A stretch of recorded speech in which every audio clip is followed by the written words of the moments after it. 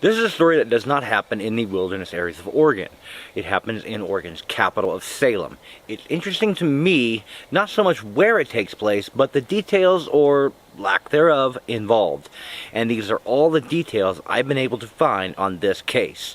But before we get started, I'm going to ask you to lightly knock the dust off the subscribe button and hit the notification bell so you don't miss more Oregon stories and adventures just like this one.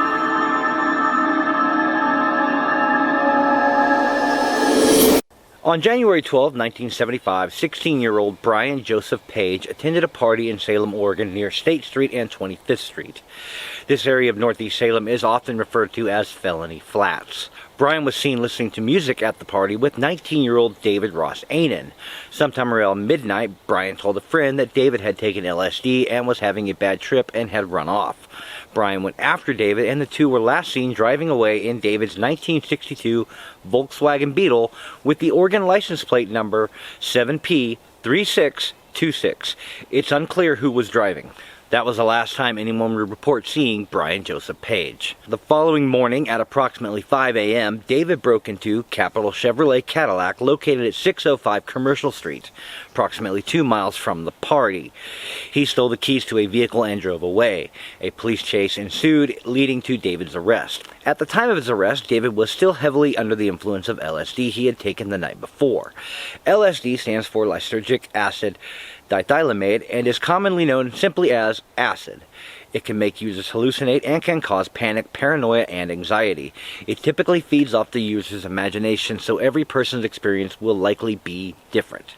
When arrested, David told the police that he thought he was in hell.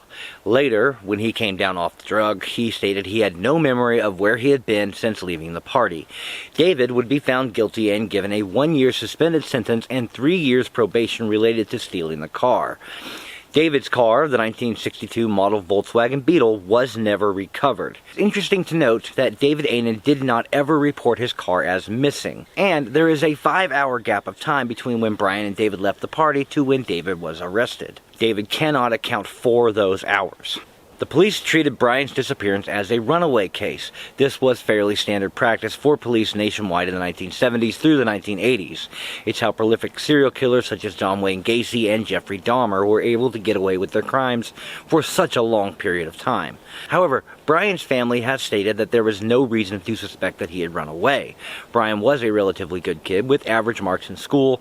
However, he had been experiencing with drugs including marijuana and LSD, but his family believed there was nothing to indicate the desire to run away.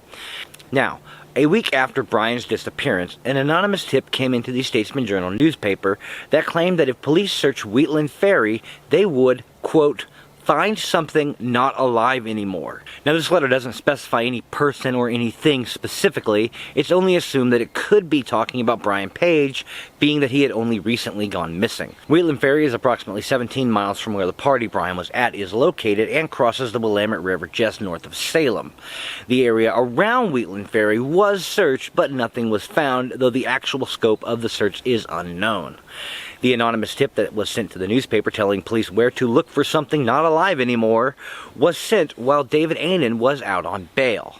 Though police never found anything while searching the Wheatland Ferry, it is unknown how seriously they took this anonymous tip.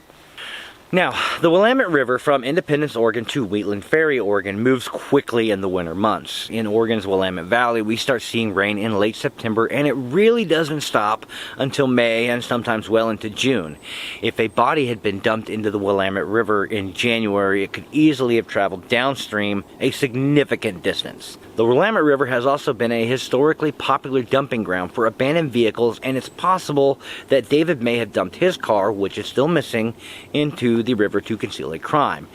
In July of 2022, Adventures with a Purpose, a very popular YouTube channel whose purpose is to assist in solving cold cases, found 3 cars in the Willamette River near Kaiser Rapids Park in Kaiser while searching for Brian Joseph Page or any evidence concerning his disappearance. However, none of the cars, a GMC Denali, a Jeep Cherokee, and a Volkswagen Jetta, matched David's Volkswagen Beetle. All 3 cars had only been there a few years and had been reported stolen. As for David Ainen, I was unable to find any additional information about his current whereabouts. It has been 47 years since Brian Page went missing and no trace of him has ever been found. One would suspect that if Brian had in fact run away as police originally suspected, there would have been some sign or sighting of him at some point. It's very unlikely a 16-year-old would have the knowledge and resources to go unnoticed for almost half a century.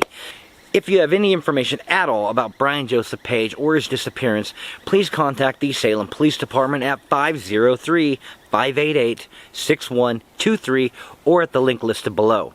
Thanks for watching this video and supporting this channel. If you'd like to hit that subscribe button, I would appreciate it. Okay, thanks. Have a good day. Goodbye.